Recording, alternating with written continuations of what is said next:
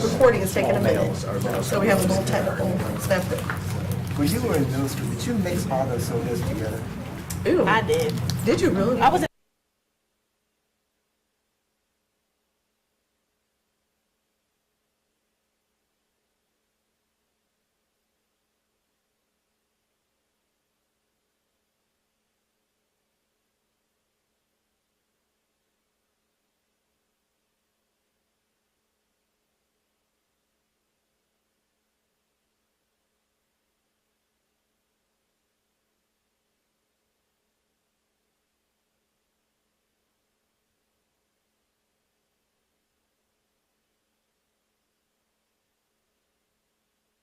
Right, maybe it's from Susan. Come on, Susan sends them calls to us. Why would I say, oh, it was like, what tomorrow? The 27th, where I'm flying back. Because it said security, like I can miss it. Sorry, we still are waiting.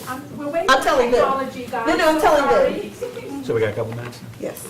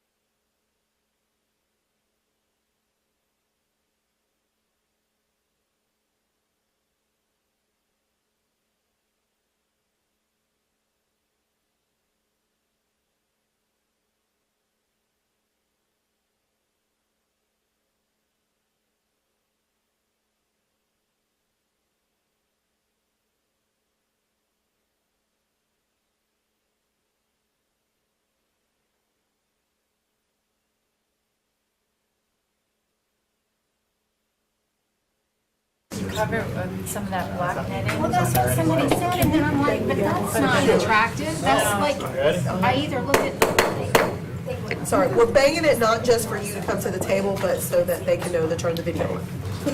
Thank you, Vice Chair. Okay, we are ready, Dr. Dillo. All right, thank you, Chair Johnson Hostler. And everybody's here. Sort of. In the building. Well, I appreciate the opportunity today to give an update on the work of the district's recruitment and retention core team. It's pretty timely as we're in the busy hiring season, and work certainly plays a critical role both now and in future years. And just, I appreciate the opportunity. When you build a presentation like this, it helps get you out of the details of the work, and we've been so involved in this work and wanting to move quicker and wanting to do more, but to be able to sit back and reflect on the things that the group has accomplished I've benefited from that, so I appreciate the opportunity to present today. Really just want to cover the purpose of the team, the membership, the structure a little bit, the alignment to the DRIVE Task Force action plan and recommendations, as well as the strategic plan framework here in Wake County, and also looking at current and future work by desired outcome of the team, and we'll talk a little bit about next steps as well. So really want to start with the what, the when, the why for this recruitment and retention core team that you're really just hearing about, even though we've been sort of in existence for a while. You know, and as we know, the pandemic really escalated some challenges for school districts in recruitment and retention. And beginning really in 2021, we began to see here in Wake an increase in our resignations and employees leaving the district, and also challenges in hiring. And we've always, you know, with our large supplement here in Wake, have not always had the same challenges that other districts have had, but during the pandemic, we started to see some of those challenges as well here in Wake. So the chiefs tasked us with creating this recruitment and retention core team, which is a cross-departmental team, obviously very HR focused, but encompassing many departments throughout the district, to really look at and develop a plan for recruitment and retention, not just of teachers, but of all job categories here in the district. So also around that same time, Governor Cooper came out with his DRIVE task force, and we're examining similar challenges at the state level. And DRIVE, for those of you who don't know, stands for Developing a Representative and Inclusive Vision for Education.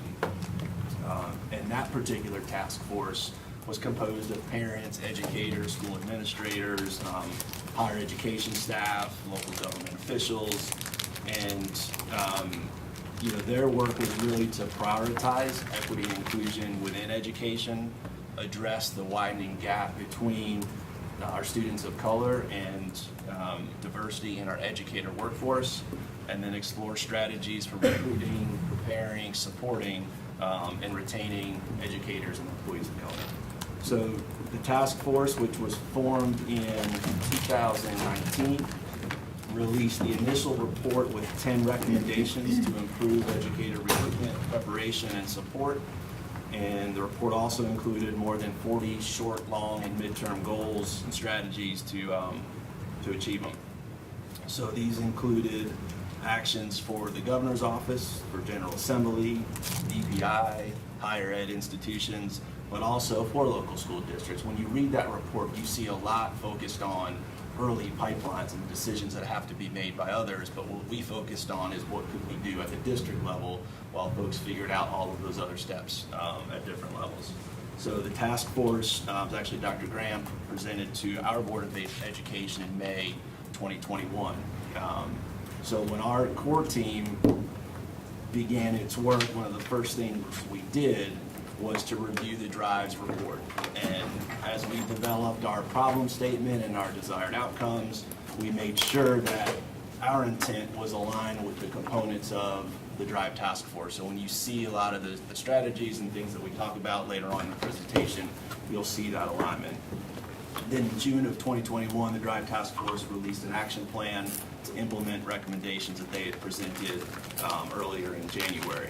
So again, this was another document that we were able to refer to as we were developing our problem statement, intent statement, and desired outcomes.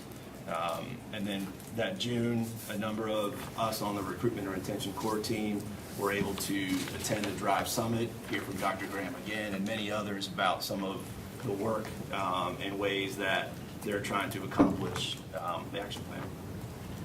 So I want to go over a little bit about our timeline. You can see, I'm not going to go through all of it there, but you can see we really started in January of 2022 with a group of 40 people. And this included school-based staff, it included central services staff, and really this group met several times to determine what should be the direction of the team, what should membership on the team look like. So then by March of 2022, we developed a core team that had 14 members, and again included central services staff, school representation, teacher, principal, a lot of different representation even on that small group of 14. And you can see the timeline with, overlaid with the drive task force there, which I kind of explained.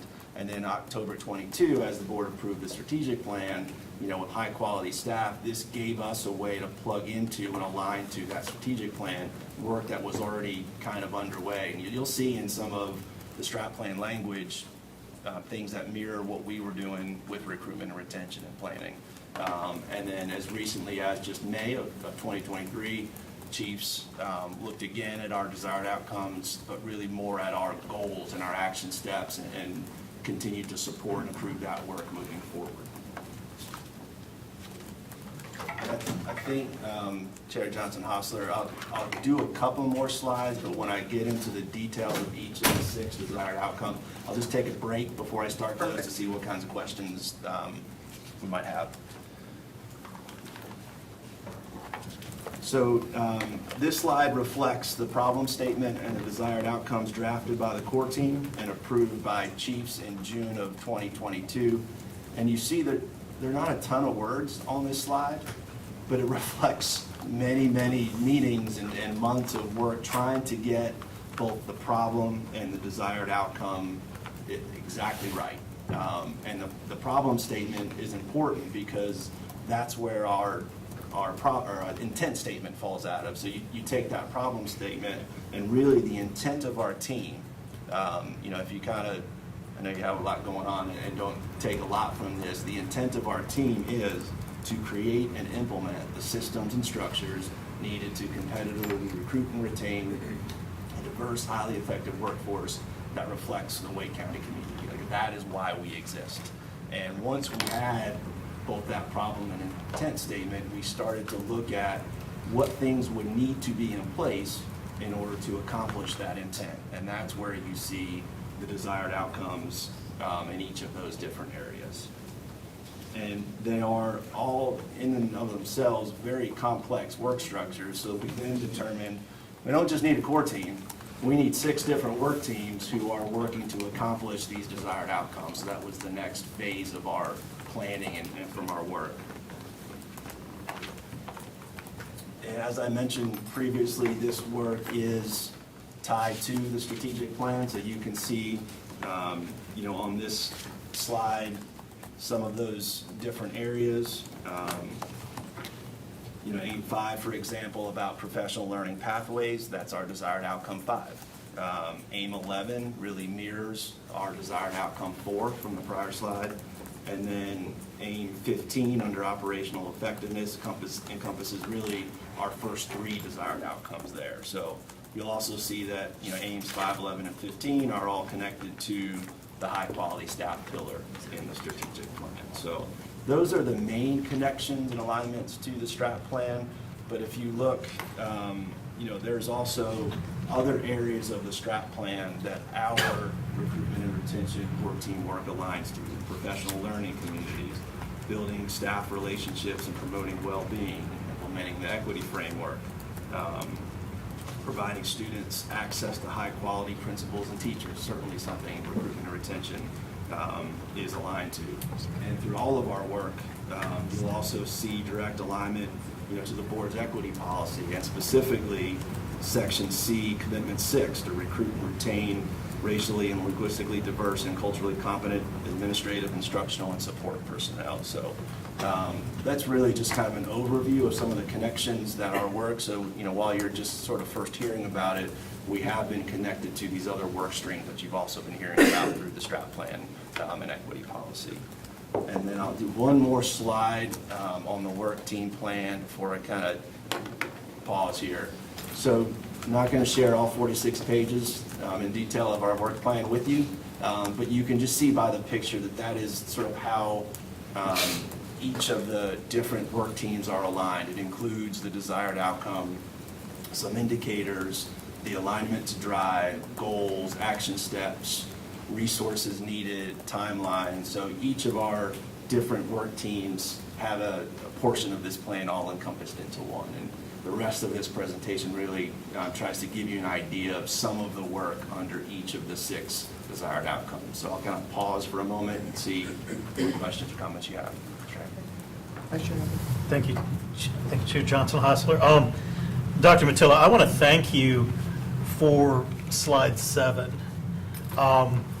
where you lay out the problem, put it out there plainly, and then the language in each of the desired outcomes. And I like how you've then tied it back to the strategic plan, because as I look at these, I see issues that we've talked about around this board table in many different settings. If it was in the strategic planning setting, it was in our purchasing, our equity policy, and it's good to see that issues that we thought were important concerns not only are addressed here, but that there is a strategy, and then specifically calling out each of these 6 items for areas of improvement. So, of course, we'll want to see where all that goes, but again, lining it up with a strategic plan, I think reinforces that this is a commitment. This is something that we all, believe is very, very important, and we want the district to commit to. So I just wanted to acknowledge that and just let you know that we see it, or I see it and notice. I was going to notice our first time seeing like something come to us that is aligned, so thank you for bringing that up. Ms. Waters, then Ms. Edmonds. And I echo Mr. Haggerty's compliments on the work that has been done here. It's great to see these outline and the tie back, so thank you for that work.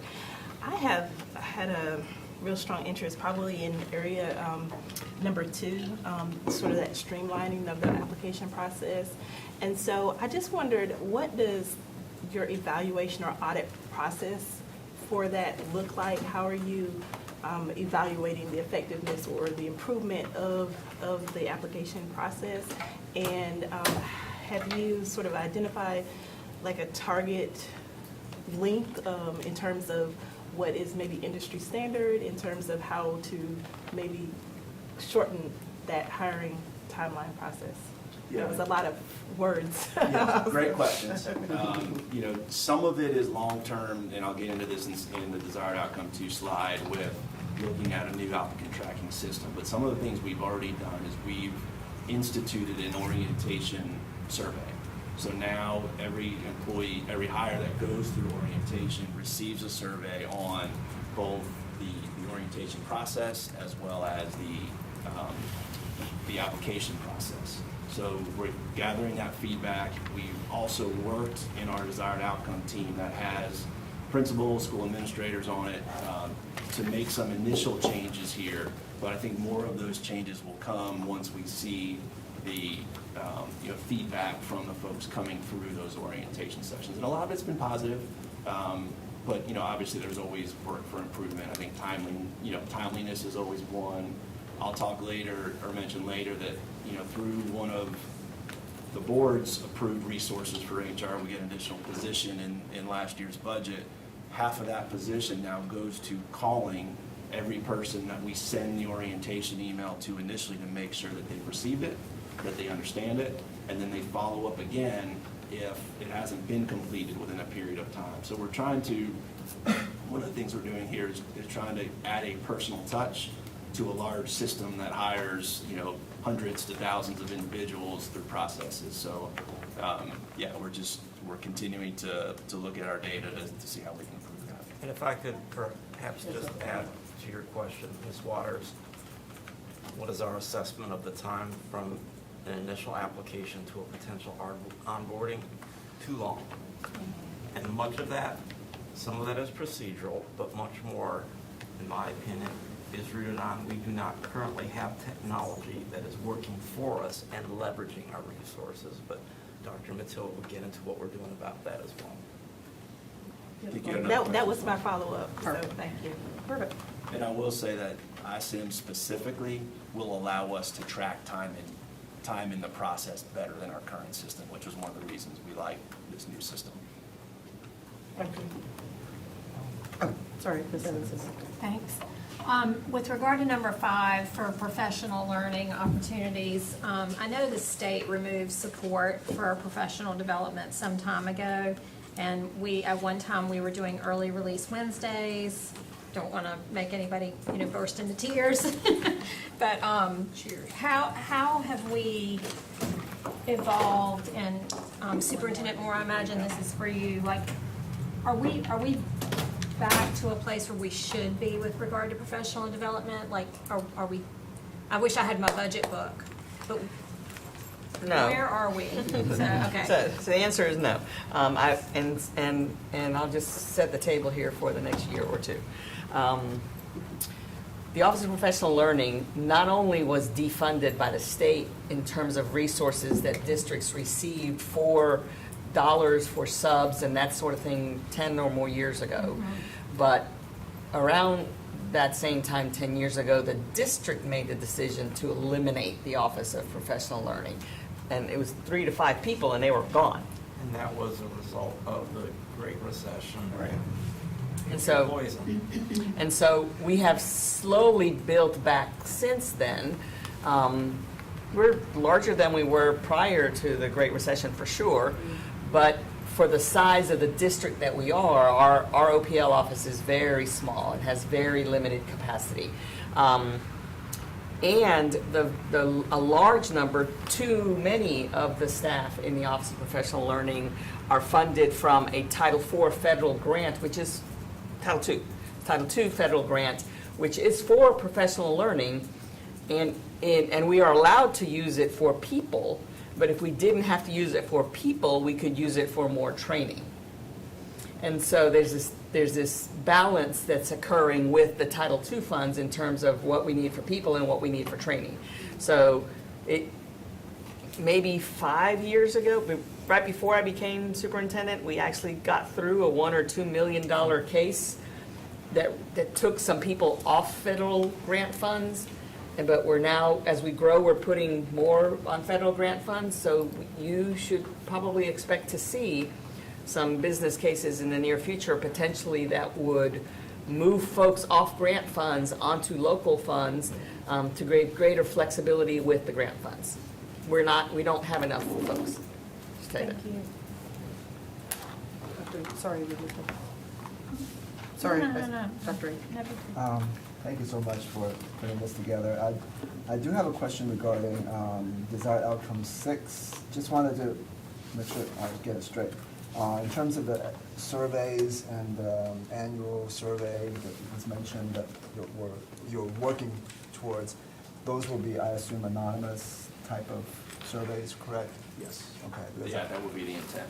Okay, yeah, I just want to make sure that the replies that we get are completely honest and that there's no repercussions from answering those questions. Yeah, absolutely.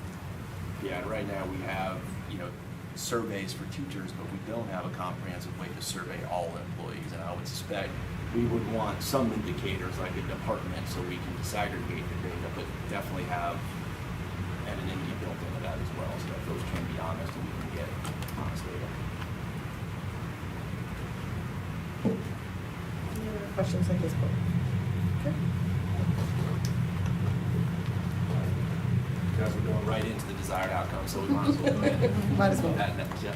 All right, so desired outcome 1 is a recruitment and marketing plan to identify, develop, and sustain diverse talent pipelines. And this really goes back to, as a way we've never had to have extensive recruitment and marketing plans because folks have been able to come to us and seek us out. So we're having to look at this in different ways now. So, recruitment advertising, we've been targeting critical positions. That is now underway. We're refreshing our career site. Again, that's work that is underway so that our job postings can be searchable and accessible beyond folks having to specifically go to our website and look at our job postings. So that's important work for us. We also continue to work to expand and diversify our Grow Your Own Future Teachers program. Many of you have seen that program, been to some of those events, and we are making strides, not only in increasing the numbers, but also making sure we have a diverse group of future teachers who will ultimately become teachers in the district. We are also looking at bringing on additional recruiters to help candidates, especially during busy hiring seasons. And that goes back to the application process sometimes taking too long. Somebody who can sort of usher an applicant so that we can get them to become a new hire sooner and more efficiently. We'll also continue to collect principal and supervisor feedback to share best practices for recruiting and hiring diverse candidates. I remember, prior to the pandemic, I stood in front of a group of principals and kind of shared our demographic data across the district as awareness.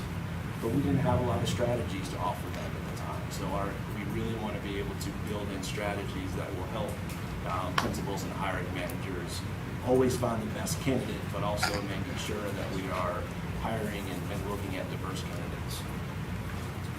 We also are looking to expand partnerships with professional associations that can help us reach out to a more diverse candidate pool. So that's some of the work of Desired Outcome 1.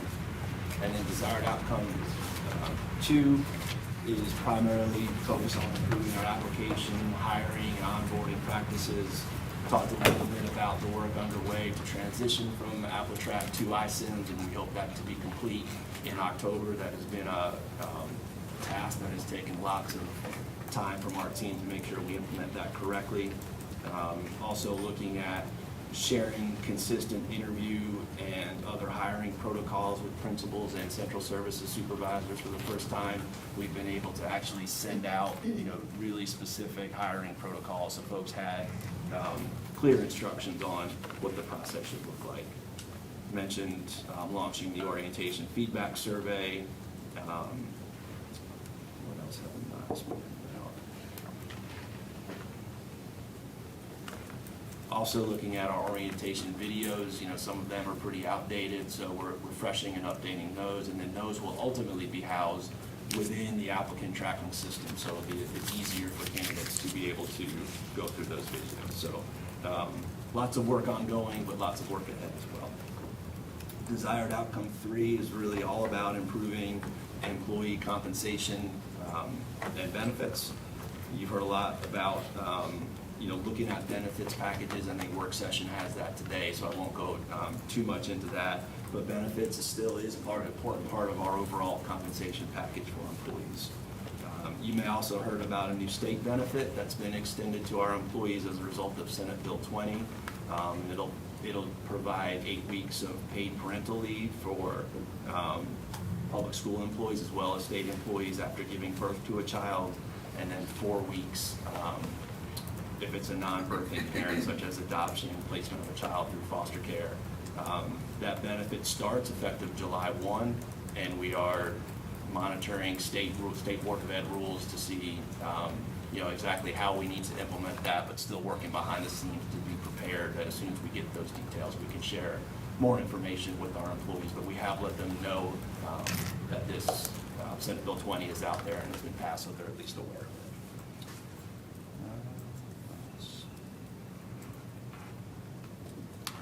We're also, I think we mentioned probably in Finance Committee, conducting a market analysis to really look at compensation across the school system. And we're doing smaller things as well, like looking at our extra duty schedule. Right now, we're working with principals who have given us some feedback that some of the extra duty titles are a little outdated and need to be refreshed to give them a bit more flexibility and reflect some of the current duties. So we're working on that now because that doesn't really include a budget ask. But I think one of the things we could expect is a potential funding request for additional extra duty positions in the next budget cycle. We've heard about roles that teachers take on and we don't necessarily have compensation for them, so our team is working on that as well. Also looking at strengthening and expanding community partnerships to support employees with living expenses, housing, transportation. We've done this very minimally and been able to get some discounts here and there, but we know we need to work on that more thoroughly, especially with the cost of living increases in Wake County. And then Desired Outcome 4 is really about building and improving our workplace culture. Current work happening here includes DEI assessment to develop programs to support underrepresented and marginalized staff. We've aligned this under this category, also includes recent efforts like our employee culturally responsive programming and resources. Also, this desired outcome is working with the employee support and wellness program. You remember we now have those positions that really can support employees' well-being in ways that we haven't had to before. or been able to before. So that really covers, I think, desired outcome 4. The other thing I'll say about desired outcome 4, we're also working to see how we can build pathways and structure for advancement here within the district. We have employees, whether it be teachers, whether it be central services employees, who don't have always opportunities to grow and receive promotions in the district. So we're looking at technical solutions, like what do our job descriptions look like, and could there be things there that are unnecessarily serving as barriers? But also, we've talked about professional learning. Are we building skills of our current employees? Are we offering professional learning so that they can gain the skills to continue to, advance in their career? So that's all work happening under desired outcome 4. And then desired outcome 5 is really focused more broadly on professional learning opportunities. We've had, for example, anybody who is providing professional learning in the district, OPL has been able to provide training to them so they know how to provide good professional learning, how to evaluate that. So they have planning guides for both schools as well as central services teams. They're also looking at the role of coaches, we have lots of coaches in our district, and making sure that we prepare those coaches to be effective. And then lastly, desired outcome 6 is really looking at comprehensive plans to collect and analyze data. We touched on that a little bit earlier in the presentation. Everything from a glossary of terms to looking at what we do collect and how we share that information and make that information available to supervisors and leaders across the district. Can we get a copy of that? Thank you, Ms. Caulfield, for getting us started. So those are the 6 desired outcomes. Next steps, your work team leaders will continue to provide core team updates on action steps. By October, we hope to have our sponsors review and approve requests for additional funding or work teams to revise action steps. I'm sitting here talking about everything is really great and positive and we're moving along, but there's also some challenges, and what we're working through right now as a team is what can we accomplish with the resources that we have, and where might we need some additional resources to accomplish this work. So that's one of those next steps. And then we do anticipate, in conjunction with strategic plan updates, being able to provide you with additional updates on this work. And if I could, Dr. Matillo, before we jump to the Q&A, maybe that was a good segue to add a couple thoughts. Most of what Dr. Matillo presented to you is focused on what we can do internally as a district to continue to improve our efforts to recruit and retain a high-quality workforce. We all know that we don't control our own destiny, but when there are things outside of our control, I think the work that he and his various teams have done has been phenomenal. We still have much more work to do, but I want to just remind us of 2 or 3 big rocks that fall outside of our control that will influence how far we can push our strategic work. 1, compensation of employees. We all know that. We're dealing with that with our operating budget right now. 2, and it's really work, and AJ's discussion of the Drive Task Force was focused on what we can do, but he did also mention that the governor, state legislature, higher ed is also a part of the work of the Drive Task Force. One of the challenges we've all seen is the number of applicants of our youth, applying into the field to study education as a percentage of total applicants has plummeted since the 60s and 70s. They're going into different fields, is to see what we can do to change that as well, not just applicants, but applicants representing the diversity of our population. And I applaud it on even challenging us to really push our future teachers and set some goals like I'd like to get in the next few years. I'd love to see 300 to 600 new teachers coming out of our future teachers program. That's going to take a lot of horsepower, though, to put plans around it.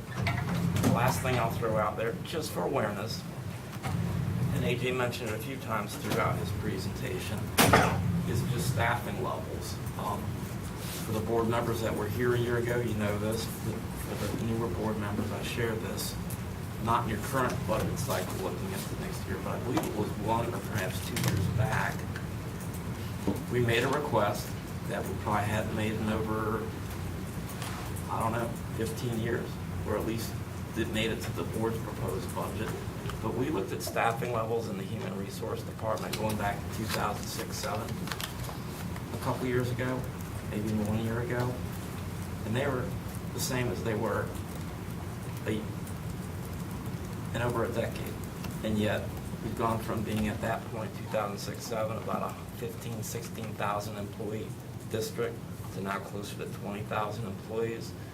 So trying to use the same efforts to root and retain a workforce that's 25% or more bigger, you're going to sometimes get what you pay for. So that's an area that we've got to continue to see. We've got to be frugal. We have no choice. But at some point, you get what you invest. Thank you. Okay, this way, Dr. Ng, then Mr. Hershey. I just kept thinking back at when we went to the Teacher of the Year award, and the person who won, wasn't he, it was his second career, right? I thought it was a very significant, to think about, what avenues we can try to recruit for people who wish to have a second career as an educator. I think, there's a lot of wisdom in some of the people who have been through other, life experiences and want to go into teaching. So that's something to consider. Absolutely. So when you do the market analysis, which I think will be great, I know it was brought up yesterday, are we, and you mentioned the size of the human resource department, as part of the market analysis, are we doing that for every department to kind of give the public a reference of, here's the size of our human resource department, here's what it would be in the private sector? So sometimes people do not realize how understaffed we are. Yeah. Great question, Mr. Hershey. That is not the formal focus of the market study. That would be, let me share what it is, but then let me go back to your spot on, I guess, question. The focus of the market study is just to look primarily at rates of compensation. A study like what you're referring to was actually last conducted about 10, 11, 12 years ago when a former superintendent first came on. It was an organizational effectiveness study to look at what you very much said. Are essential support shops adequately staffed? Are they overstaffed? And I'll give you the back of the envelope conclusion at the time. And I think if we have another organizational audit, perhaps your next superintendent may request such a thing, since the last one was quitable, would be to look at that very issue. But the conclusion from the one that was previously done is we were extremely lean, and in any areas too lean. I'll use one example. I think at the time we had 6 or 7 area superintendents supporting not 200 schools at the time, and so their span of responsibility, or scope of responsibility, was just way overstretched. And I think back to that study that looked at other departments and found similar conclusions pretty much across the district. Superintendent, I don't know if you want to add to that. Well, I can throw some numbers on it. The recommended span of control for an area superintendent was no more than 12, and ours were around 22. They remain at 22. Even though we've added a couple, they remain at 22. So That's something that I would welcome as a board member. I think it's great for our public to see, because that we hear a lot about it. And just every 10-year type thing of the superintendents. The other question I had, and AJ, you mentioned this earlier, is did you say that we only survey teachers? So we have some departments may be doing some individual surveys of their staff. But as a district, we have the teacher working condition survey that we give every other year by the state. We then, the opposite years, we have a Wake County teacher survey. And school administrators, take the teacher working condition survey as well. But in general, most of our classified staff, central services staff, we do not survey them annually. So I would think as part of a workplace culture and improving culture, creating that feedback loop. So we're not guessing, and we're informed, and I know that one is being undertaken as the meeting that we had yesterday. I think that's fantastic. But I would just encourage that for all personnel. Yeah, that desired outcome 6 group will focus on that. It certainly would tie into that, desired outcome 4 workplace culture. What do we do with the results to improve it? Yeah, Right. absolutely. That is a focus of work. Thank you. Ms. Waters? Just a few questions. For outcome number 1,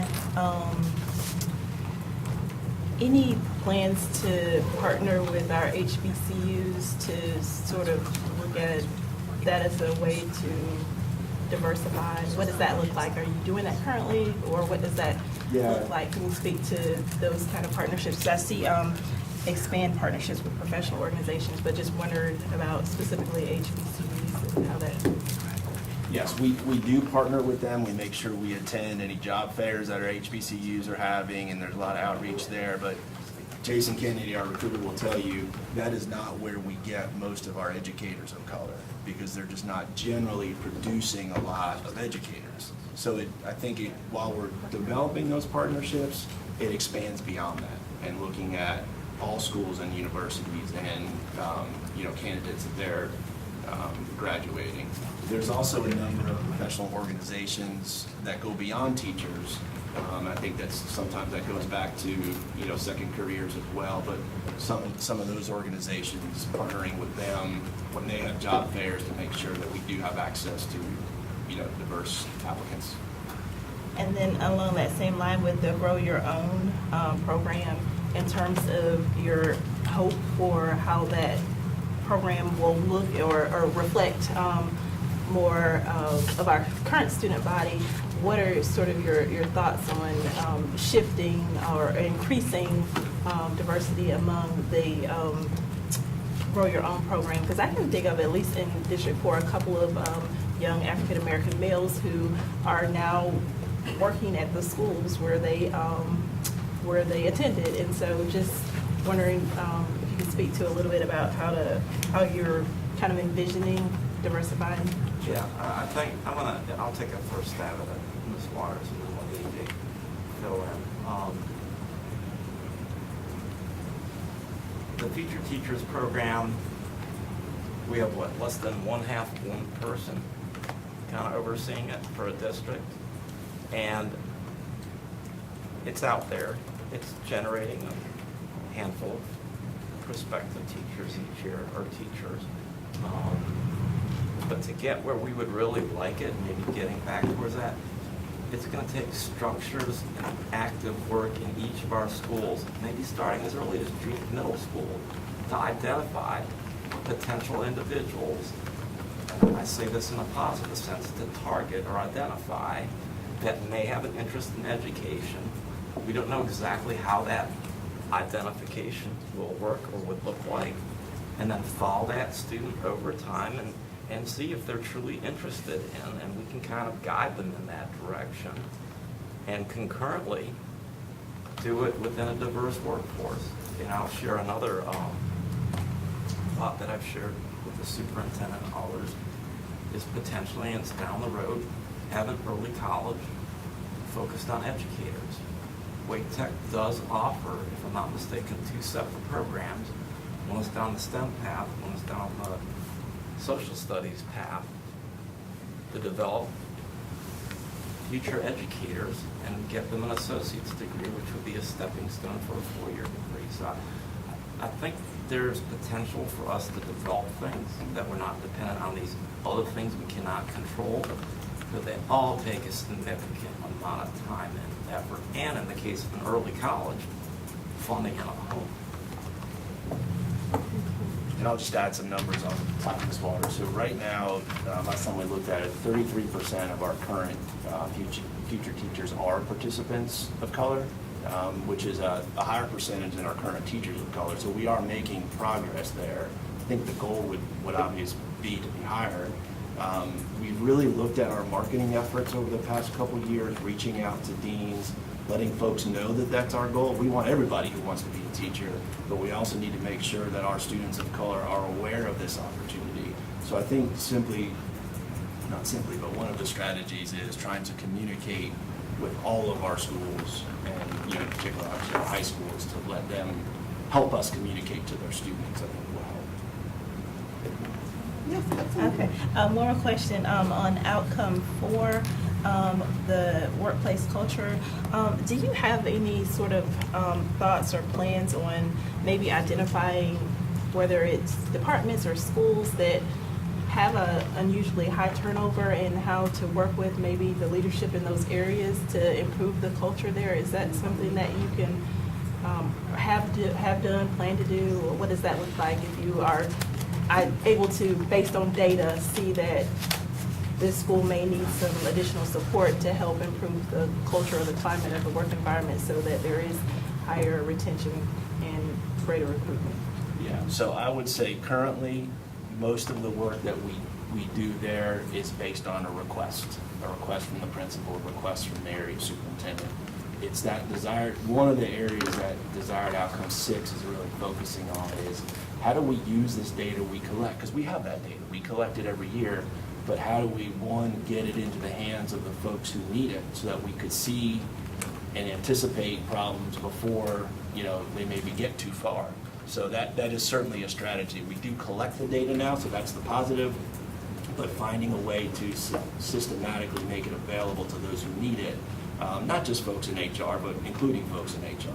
It would be area superintendents, it would be principals, who can really look at that, and we can look at trends and how do we then help and stuff like that. So that leads me to a question. So if it's typically being requested by the school or the principal, Or the area super, Yeah. what if sort of that's the root of it? So how, I'm wondering on the flip side of how is HR potentially able to make the identification within the department and then say, we need to help you, Yeah. as opposed to them saying, can you help us? Because sometimes people don't understand their culture is maybe unhealthy or making it more difficult to retain talent. So, it's good for those that do say, hey, we've got a recruitment problem, but there are some areas I imagine that have an unhealthy work environment and don't realize that or self-identify. So is there maybe a possibility of HR being able to kind of identify and help and say, hey, we've noticed that you have an unusually high number of candidates leaving or those types of things? So kind of the reverse of what's happening. Is that something that's been thought about or possibly? Yeah, and I think that's really a next step. That's, we noticed a gap in that we can collect data. I guess a couple of different things. There's some data we need to do a better job of collecting. There's some data that we do collect and need to do a better job of sharing and making folks aware of it. So I think that is certainly, whether it's HR or HR in conjunction with area soups and others that really look at this system-wide, that is certainly a next step that we've talked about. I think we just haven't identified the specific resource and the who that would do that work. And I think, kind of going beyond the questions you're asking, because they're really good probing questions. The teacher working conditions survey can provide invaluable feedback as well, because we know as a general rule of thumb, our higher need schools have higher turnover rates for a number of different reasons. Some of it could be cultural, school leadership. That would be primarily indicated by teacher working condition surveys. The primary supervisor of that school leadership are the area soups, and HR can assist. But as we work through our new strategic plan and with the equity lens, we're going to need to also look at how we allot resources to our schools. And we just actually, as leadership, talked about that within last week. Our allotment formulas have been tweaked over time, but they're more or less the same. We do have differentiation. We have Title I schools that receive additional funds. We have some other differentiated resources. But at least in my mind, as we look forward over the next several years and how the issue you're speaking of higher turnover in and what's underneath it and what can we do to turn it around. And I'll throw out things, what can we do? And we grappled with this over the years. We've never been able to come up with a solid plan. How can we attract school leadership and instructional and support staff to stay at a high-need school? We frequently will hire, maybe from out of state, out of county, get a new teacher in, they may get their foot in the door, but then a few years later, at a transfer fair, they say, oh, I'm in Wake County, I enjoy it, but I want to go over to this school. It may not be high needs. So how can we help influence that? And from a school lens as well as from a departmental lens, that's sort of my. And I'm just going to add that I really think what you're asking about, Ms. Waters, is kind of already embedded, although not explicitly in the slides, in desired outcomes 4 and 6 of the work that the HR has presented today. Because desired outcome 4 is about a workplace a culture that embraces diversity, promotes employee engagement, well-being, and fosters inclusion and belonging. I think a piece of what you're getting at is there. And while not explicitly a part of the bullets in today's, I think it can be certainly added as a dimension to that work for that desired outcome. And then also in desired outcome 6, where it talks about a strategic comprehensive plan to collect, analyze, and utilize employee feedback and other data to inform recruitment and retention. I think there's a place there for that, what you're talking about, to be a part of what HR is supporting. Thank you. So many more pieces, but I'm going to let Mr. Swanson go, but I have a million follow-ups after that.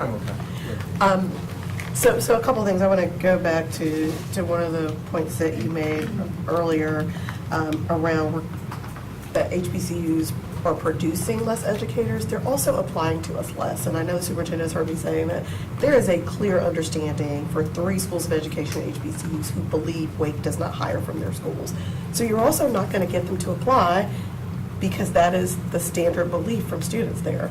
And I know the superintendent has heard me say this for my 10 years on the board, and they still won't apply. I still talk to those 3 education institutions where students pass down information that this is a district won't hire you, but if you go to these 3 districts, then eventually Wake will hire you. So it is a clear word of mouth game of telephone for WCPSS. So I'm going to add one other piece here that I think is something to think about as we move forward. And this might be the second time, might be the third time, that I actually sort of broach this, and I've done it in other capacities. I think we really need to take a look at, for a district as large as we are, 15th largest in the nation, to have all school-based, all hiring be done school-based is probably not a reasonable request of our educators. It is not strategic. It does not allow us to be intentional in how we support our schools with the goals that we have set before us. Yes. But it is something that culturally and historically we have to work through. And I do believe that a plan like has been presented, the language of the strategic plan, the language of the equity policy puts us in a position where we can frame the need to make some shifts in how you are hired in Wake County so that we are more strategic and intentional.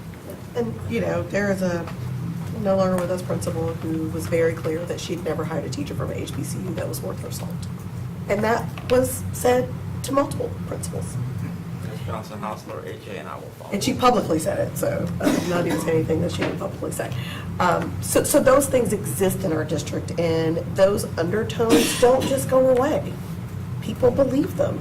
And even if they're not true, it becomes the rumor mill. So I guess my point is, I'm saying that we also have an image issue to deal with of bringing people, recruiting and retaining them once they get here. So that's my recruitment. My retainment piece is we have a very intimidating and rigorous process if a teacher, which some of us get these emails from teachers saying, I feel retaliated against, this school climate. We have an educator who left our district because he was at a school where the climate was not suitable for him as a man of color, and has been very open with most of us who know him at this table about departing the district for those reasons. It's so uphill to get to HR that we're like, well, it's one complaint, so it must not be an issue. Well, if it's only one teacher at your school, then yes, you only have one complaint. If there's only one person of color or two at that school who are educators, in this case, an administrator. So those are, again, image as well, as if one person is feeling they're not being heard, the game of telephone is real, and it becomes, again, yet an image issue also for retaining them. And the last thing I'll say that Mr. Swanson and I were over here saying is, we do our teacher working survey every 2 years. I would say, and I'm taking this from Mr. Swanson, is that we should be visiting surveys from all of our employees annually if we have a new system that allows us to look at the data. I don't think we can be dismissive of the data that, oh, this is a hard school, because I hear this quite a bit when parents say, hey, 30% of our teachers are leaving. The other thing that we can't see is teachers who want to leave that can't leave. So that's data that you have that I also, that's my last point, is that only you would be able to see, where your principals can see if they're asking to leave. And then when they don't get a job, we don't circle back and say, why'd you put yourself in a portal and now you're still at the school? There's often a reason. And sometimes it's not, right? They're just ready for a new challenge, or to Mr. Nia's point, it's a high-need school, they just need a respite, which I'm all hands-on for respites for people can feel healthy and come back if that's where they want to be. But there's also that soft data that we would never see that is knowledge for your administrators that currently I don't think we have a mechanism to do anything with it. I do think that's contemplated and also in desired outcome 6, because it talks about an annual and all employees. So I think there's space for what you're talking about as a part of what's in that desired And I try not to take up space as a chair, but those things, I've been holding those for years. Thank you, Leslie. But I know there's a lot of emphasis on educators, but I would also like us to be intentional of looking at our certified staff, our non-certified staff as well, because those are folks that I do believe that those are voices that we need to hear as well. And I think that those are pieces that we often neglect, not intentionally, but how it could be appeared as how it's neglected based on the emphasis on our educators. So I think, And that is an outcome 6 as well. It's all employees. right. But I just wanted to name it. I know it's there, but for some folks, they have to actually hear it in order to feel as if they're part of that category. And our school leaders have to hear that we're expecting this is addressed for all. Again, you've heard us say, I know Superintendent's going to shake her head, that some of our bus drivers don't feel welcome into our buildings because they don't feel a part. And then we have other schools who celebrate them as a part of their team. So, thank you, Mr. Swanson. Ms. Caulfield. Just to reiterate what Mr. Swanson said, I think, because you did mention before that the surveys only go to the teachers. I guess that's for certain data, but on what Mr. Swanson said, the staff, if you're short staffed, it puts strain on everybody else. So I think it's really important that we pay attention to those people as well, because they may not be teaching the students, but they're directly affecting everything that happens with them. So I think that would be helpful information to get it from each of them. Yeah, that's exactly why it's one of the goals of this team is to make sure we create and implement that for all staff. Yeah. And I think pretty much unanimous in terms of agreeing that we should be looking at all the employees, and then also how they use the data, how they nimbly use the data, in a way that makes results, so that people don't get frustrated and leave. Right? That's the point of it. Absolutely. The data is actually used, not just collected. Yeah. Thank you for saying that. As you can see, and rightfully so, we are concerned about recruitment and retention of all of our employees.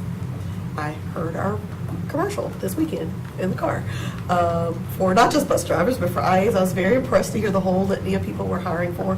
This isn't just a Wake County, but I think if we're intentional, again, back to our image, that we're intentional about what we're doing, I think that goes a long way and has the potential to change. And a few weeks ago, God, I can't remember when now, when the governor was at Garner presenting his new initiatives and support as a part of the Drive Task Force, those are things that we should be highlighting as a district as a priority. Not just that he was in our building talking about this, but truly letting people know, hey, this isn't a new initiative from the governor. I think that also speaks to our intentionality around saying, yes, we're also committed to the outcomes of the Drive Task Force. Because we just let it fall and hope the public knows, but this is really a way to say, we as a district are not just letting you host it in our building, we're aligned with the way the Governor's New Initiative is designed to support educators. And specifically educators of color, as the Drive Task Force speaks to.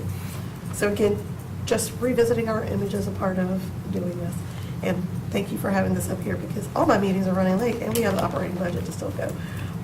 But thank you for taking the time, and again, I can't thank you enough for connecting it as a great example as we start to get more and more of our committee work done to be connected to our strategic plan. Okay, are you ready to go on? Yeah. I think we might be able to catch up sometime, because this should be a very, very quick update. That's, you know we're not supposed to say that. Every time we say it, we cannot catch up. Did I just jinx things? Yes. Okay, I Go rewind those faster. words back into my mouth. So today, just want to give you an update on where the state legislature is. There's really not much to talk about there. Take a quick look at what the final county budget is now that the commissioners have adopted a formal budget for next year. And just talk about next steps, the primary one being tonight, requesting that the board adopt an interim budget. So again, the House released their budget back at the end of March. The Senate released their version in mid-May. These are all hot links in the slides, so if you go into the PowerPoint and Assembly, you'll be able to go into the actual legislation. And then there is a comparison report that we put in there for you as well, comparing key aspects of the House versus the Senate. Overall, the House budget is more generous. That's just a relative term. I didn't say generous, but more generous to public education than the Senate budget. But I'll let you form your own conclusions. I don't know if any of the board members, Mr. Haggerty, I know you have a lot of involvement with the legislature. We're not hearing anything other than general statements like, we'd like to be done by the end of June. Wake County Commissioners did adopt their final budget for next year on June 5th, and they approved a $644 million appropriation for the Wake County Public School System, which is a very significant increase over the current year that we're just finishing up. $50 million, which is very similar to the increase we got for the current year. So over a 2-year period, an increase of $100 million is remarkable. And we're appreciative. And it does represent an 8% increase over the current year. That said, the board's approved budget did request a higher amount, about $6 million higher. So the final county budget leaves us with a $5.8 million gap to address. Talk about that in a minute, about timing. As far as next steps, again, tonight, because the board is required to have an adopted budget before that new fiscal year. You don't have another meeting scheduled between now and then. We do not have enough information to make recommendations to you, not even knowing what the state budget will be. So we're going to ask you tonight to adopt an interim budget. We will wait for the state legislature to approve their final budget. It will be a biennial budget, so 2 years, from 2023 to 2025. We'll review that impact of that state budget, and then we'll come back to the board with recommendations for reconciling the board's proposed budget to the final county appropriation, the final state budget. And I will say this about whatever the final state budget turns out to be, it could increase the gap that we've got to reconcile. It's possible it could even decrease the gap. Just won't know. And then after we make recommendations, final recommendations, at some point in the coming months to reconcile the budget, more or less at the same time, we will make final recommendations to the board for consideration regarding compensation schedules. And that's all based upon the funding that is available. And just briefly, this is the state statute, 115C434, that speaks to adoption of an interim budget. And I will just take a minute to read it. In case the adoption of a budget resolution is delayed until after July 1st, the Board of Education shall make interim appropriations for the purpose of paying salaries and the usual ordinary expenses of the local school administrative unit from the interval beginning July 1 and up until the adoption of a final budget resolution. So in layperson's terms, it's kind of say, keep doing what you were doing. Don't go start doing new things. And then once you have your final budget resolution, which would be on the other side of all those things on the prior slide, that's when we can implement changes, including salary schedule changes. And just a reminder that once the final salary schedule changes are approved, employees will be made whole because they will become effective July 1, so they will receive retroactive pay. So any compensation increases, that our employees won't start seeing them in the month of July. When they are finalized, they'll get the back pay going back to July 1st. And with that, I will turn it back over to you, Chair Hostler. Good job, thank you. Question? You have any? Sure. I thought you were rubbing your hands. I was just getting ready, but because of the time, I'll keep it short. I appreciate you putting this together for us, Mr. Nieder, and if anyone hasn't followed the link that's in the presentation, it shows a nice comparison of the Senate and the House budgets. But what we haven't been able to talk about, and time won't permit it, is that while we can look at the differences in the amounts budgeted in the state budget, and I know Ms. Edmonds has spoken on this before, there are things in the state budget that aren't actual allocations or appropriations of money. So, for example, we just heard about paid parental leave, right? But only the House budget gives any money for paid parental leave, right? It's a new law, but if the Senate budget passes, there's no funding for it. So where do we have to go to make that up? You've heard me talk about the class size limits for grades 4 and 5. There's no money appropriated by either chamber about that, but it's in the budget bill, strangely enough, and so that would be a huge expense that we would have to take on depending on what version of the budget passed. So if you go through, it really isn't that the House and Senate want to fund the same things and they just disagree on the amounts. You'll go through the document and you'll see whole programs that one chamber just doesn't fund. And on the converse, you'll see the other chamber coming back and maybe funding a lot of new stuff, but then not funding other programs. So neither one really gives us what we need to operate our schools. And so when we do get the interim budget back, I think it'll be a real difficult exercise for us. Thank you.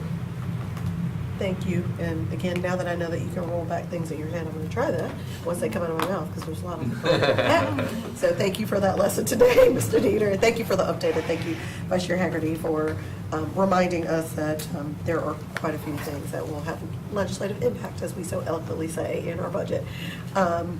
Before I wrap up, because we were delayed, I did not make approval of the minutes. I had to write it on my paper 20 times so I wouldn't forget. So at the end, I will still entertain a motion to approve the minutes from the last finance meeting. All right. Mr. Swanson and Ms. Waters, all in favor, please note by saying aye. Aye. Any opposed, same sign. Hearing none, the motion passes. And I will try to close down and clean up my little space. So I'm trying to figure out, do you want to do 10 minutes? And if it is, let's make it hard 10 minutes. We'll leave that to the Start at chair. 3, Let's or- do a hard 10 minutes. Okay. So Because we'll we start have a right long after day. As I move my Take a things. moment. Okay.